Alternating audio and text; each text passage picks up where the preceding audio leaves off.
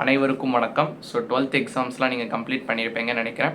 So next உங்களுடைய college life பார்த்தீங்கன்னா, நீங்கள் இன்ஜினியரிங் சைடு நீங்கள் போகணுன்னு நினச்சிங்கன்னா உங்களுக்கு கட் ஆஃப்னு ஒன்று வந்து கேல்குலேட் பண்ணுவாங்க. உங்களுடைய 12th ஸ்டாண்டர்ட் மார்க்லேருந்து இந்த கட் ஆஃப் வச்சு தான் உங்களுக்கு இந்த இன்ஜினியரிங் காலேஜ் கிடைக்குமா, இல்லை இந்த காலேஜ் கிடைக்குமா, இல்லை நான் கேட்குற காலேஜ் எனக்கு கிடைக்குமான்றது பார்த்தீங்கன்னா கட் ஆஃப் தான் பார்த்தீங்கன்னா டிசைட் பண்ணும். நீங்கள் இன்ஜினியரிங் படிக்க போகிறேன், நீங்கள் வெளியே போய் யார்கிட்டயாச்சும் சொன்னீங்கனாலே உங்ககிட்ட அவங்க ஃபஸ்ட்டு என்ன கேட்பாங்கன்னா, என்ன கட் ஆஃப் தம்பி எடுத்திருக்காரு, என்ன கட் ஆஃப் எடுத்திருக்காங்க. ஸோ இப்படி தான் வந்து உங்களுக்கு வந்து கேட்பாங்க. ஸோ அப்படிப்பட்ட கட் ஆஃபை நம்ம எப்படி கால்குலேட் பண்ணுறது, அதுதான் நம்ம இந்த வீடியோவில் நம்ம வந்து பார்க்க போகிறோம். ஸோ கட் ஆஃப் பார்த்தீங்கன்னா எப்படி கால்குலேட் பண்ணுவாங்கன்னா, மொத்தம் 3 சப்ஜெக்ட் எடுப்பாங்க உங்கள் கட் ஆஃப் கால்குலேஷனுக்கு. ஸோ மேத்தமெட்டிக்ஸ் எடுப்பாங்க, ஃபிசிக்ஸ் எடுப்பாங்க, கெமிஸ்ட்ரி எடுப்பாங்க. ஸோ அது எக்ஸாக்டாக எப்படி எடுக்கிறாங்கன்றதை நம்ம இப்போ பார்க்கலாம். ஸோ வாங்க இந்த கட் ஆஃப் எப்படி கால்குலேட் பண்ணுறதுன்னு சொல்லிட்டு நம்ம வந்து பார்க்கலாம். ஸோ உங்களுக்கு 3 சப்ஜெக்ட் எடுத்துப்பாங்கன்னு நான் வந்து சொல்லிட்டேன். ஸோ என்னென்ன சப்ஜெக்ட்னா, மேக்ஸ் எடுத்துப்பாங்க, அதே மாதிரி உங்களுக்கு வந்து ஃபிசிக்ஸ் எடுத்துப்பாங்க, தென் உங்களுக்கு ஃபைனலி கெமிஸ்ட்ரி எடுத்துப்பாங்க.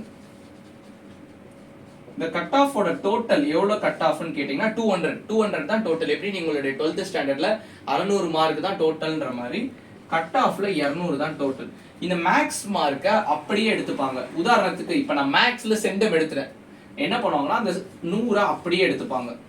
இப்போ நான் ஃபிசிக்ஸில் சென்டம் எடுத்துட்டேன் அப்படின்னா என்ன பண்ணுவாங்கன்னா பிசிக்ஸ் மார்க்ல பாதி எடுப்பாங்க. இப்போ நான் பிசிக்ஸ்ல 100 எடுத்தேன்னா 100ல பாதி என்னது 50. இப்போ கெமிஸ்ட்ரியிலேயே நான் ஃபுல் மார்க் எடுத்துட்டேன்னு வைங்களேன், 100/2 50. இப்போ டோட்டல் பண்ணுங்க, 200 வருதா, டேலி ஆகுதா? இப்போ ஒரு எக்ஸாம்பிள் நம்ம வந்து பார்க்கலாம். ஸோ என்னுடைய கேஸ், நான் வந்து 12th ஸ்டாண்டர்ட் படிச்சப்ப எடுத்த மார்க்ஸ் நான் வந்து சொல்றேன். நான் ஆக்சுவலி 19 பேட்ச் நினைக்கிறேன், 2019 வந்து முடித்தேன்.